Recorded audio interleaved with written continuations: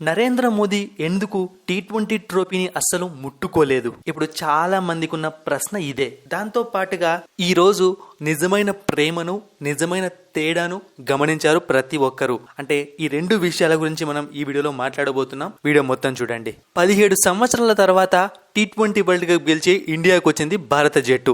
అది కూడా గెలిచిన వెంటనే రాలేదు, 4 రోజులు టైం పట్టింది.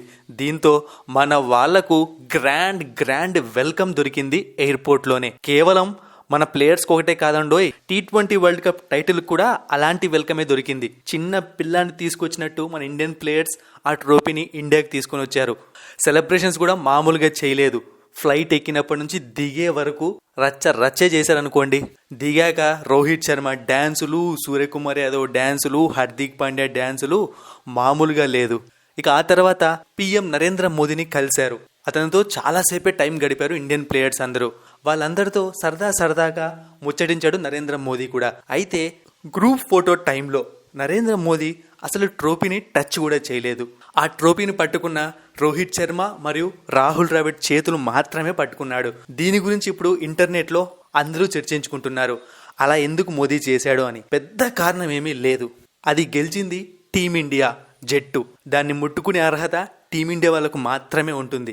అంటే ఇందులో మీరు అనుకోవచ్చు అంత ఏముంటుంది అని చెప్పి. బేసిక్గా అలాంటి హై ప్రొఫైల్లో ఉన్న వాళ్ళు కొన్ని పాటిస్తూ ఉంటారనమాట. అంటే ఏ పనులు చేయాలి, ఏ పనులు చేయకూడదు అని.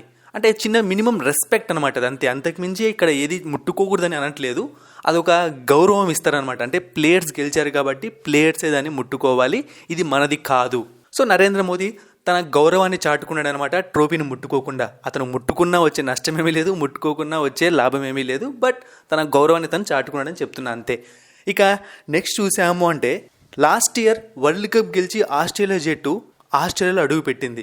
కనీసం ఆ టీం కెప్టెన్ రిసీవ్ చేసుకోవడానికి కూడా ఎవరు ముందుకు రాలేదు. దాంతోపాటుగా ఫ్యాన్స్ అయితే అస్సలు కనిపించలేదు. దీంతో అందరూ అనుకున్నారు అప్పుడే, అదే వరల్డ్ కప్ మనం గెలిచి ఉంటేనా ఎలా సంబరాలు చేసుకునే వాళ్ళము అని చెప్పి. బట్ ఇప్పుడు రోహిత్ శర్మ, మన టీమిండియా ప్లేయర్స్ అందరూ ఢిల్లీలో దిగగానే ఆ రిసెప్షనే, ఆ వెల్కమే వేరేలా ఉంది. సో అదే అంటున్నారనమాట, వరల్డ్ కప్ గెలిస్తే సరిపోదు, దాన్ని సెలబ్రేట్ చేసుకునే సత్తా కూడా ఉండాలి, అంత ప్రేమ కూడా గేమ్ పైన ఉండాలి అని.